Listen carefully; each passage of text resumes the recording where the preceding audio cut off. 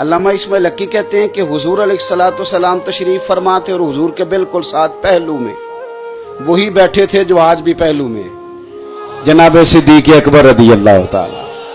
حضرت صدیق اکبر بیٹھے تھے حضور کے بالکل پہلو میں۔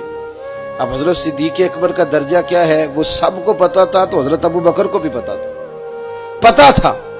بس بات کو سمجھ لینا، اگر یہ بات سمجھ میں آ گئی تو پھر سمجھ آ گیا بڑا کچھ۔ حضرت ابو بکر صدیق بیٹھے ہیں حضور کے ساتھ تو مولا علی شیر خدا آ گئے۔ حضرت مولا کائنات کو آتے دیکھا تو جناب صدیق اکبر جلدی سے پیچھے ہٹے، اپنے اور حضور سید عالم صلی اللہ علیہ وسلم کے بیچ مولا علی کو بٹھایا۔ ادب کا خطبہ نہیں پڑھا، ادب کی منقبت نہیں سنائی، ادب کا لیکچر نہیں دیا، انہوں نے ایک دوسرے کا ادب کر کے دکھایا۔ جناب ابو بکر صدیق نے جب وہ جگہ چھوڑی، حضرت مولا علی وہاں بیٹھ گئے۔ حضور کی موجودگی میں کوئی اور تبصرہ کر ہی نہیں سکتا تھا۔ اے پائے نظر ہوش میں آ، یہ کوئے نبی ہے، آنکھوں سے بھی چلنا یہاں بے ادبی ہے۔ کون بولے حضور کے سامنے؟ کوئی نہ بولا تو حضور نے خود ہی فرمایا۔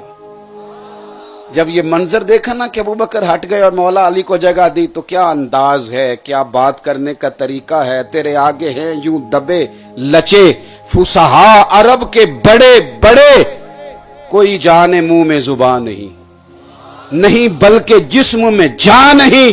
حضرت علی کو جب حضرت ابو بکر نے بیچ میں بٹھا لیا تو کریم فرمانے لگے، لوگوں عزت والے ہی دوسرے کی عزت پہچانا کرتے ہیں۔ یہ عزت والے ہیں جو ایک دوسرے کی عزتیں پہچانا کرتے ہیں۔ کوئی عزت والا ہی کسی کو عزت دیا کرتا، صاحب عزت ہی عزت دے۔ بس سمجھ لو، اگر ابو بکر کی عزت کرو گے تو صاحب عزت ہو، اگر حضرت عمر کا حیا کرو گے تو صاحب حیا ہو، اگر حضرت عثمان غنی کی قدر کرو گے تو قدر والے ہو، اور اگر علی کرو گے تو پھر کامل ایمان والے ہو۔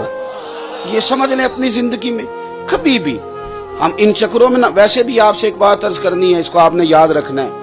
ہمیں نبی پاک علیہ السلام نے فرمایا تھا، میرے صحابہ ستارے ہیں، جس کے پیچھے چلو گے اللہ ہدایت دے گا۔ ہمیں حضور نے فرمایا تھا کہ میں جا رہا ہوں دو چیزیں دے کے، ایک قرآن دے کے جا رہا ہوں، دوسرا اپنا خاندان دے کے جا رہا ہوں۔ تم اگر دونوں کو پکڑ کے رکھو گے تو گمراہی نہیں آئے گی۔ ہم نے قرآن کی تلاوت کرنی تھی، اہل بیت کا اسوہ اپنانا تھا۔ یاد رکھیں، صحابہ ہدایت کے ستارے، اہل بیت کا طریقہ اپنانے کا حضور نے۔ ہم نے تو صحابہ اور اہل بیت سے سیکھنا تھا۔ جس نے جس سے سیکھنا ہو نا وہ سیکھا کرتا ہے، اس کی ڈگریاں نہیں چیک کرتا۔ ایسا کبھی ہوا ہے کہ ٹیچر آئے اردو کا کلاس کے اندر سبق پڑھانے اور وہ آ کے فرسٹ ایئر کے اسٹوڈنٹ سے کہے کہ کتابیں نکالو، تو ایک بچہ اٹھ کے کہے استاد جی پہلے ڈگری دکھائیں؟ ادب ہے کہ بے ادبی؟